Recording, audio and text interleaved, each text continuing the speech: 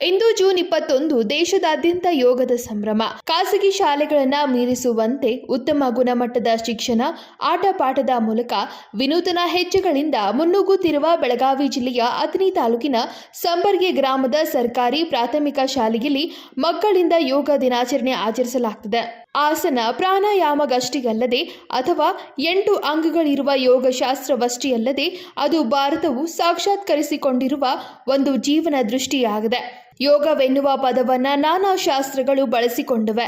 ಹೆಚ್ಚೇಕೆ ಭಗವಾನ್ ಶ್ರೀಕೃಷ್ಣನ ಗೀತೋಪದೇಶವೆಲ್ಲವೂ ಯೋಗಮಯವೇ.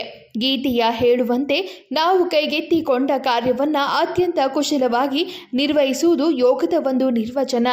ಜೂನ್ 21ರಂದು ಪ್ರತಿ ವರ್ಷ ಹಮ್ಮಿಕೊಳ್ಳಲಾಗುವ ಅಂತಾರಾಷ್ಟ್ರೀಯ ಯೋಗ ದಿನದಂದು ಯೋಗದ ಕುರಿತು ಆಸನಕ್ಕಿಂತ ಹೊರತಾದ ಅನುಸಂಧಾನ ನಮಗೆಲ್ಲ ಸಾಧ್ಯವಾದರೆ ಅದು ಯೋಗ ದಿನಾಚರಣೆಯ ಸಾರ್ಥಕತೆಯೇ ಹೌದು.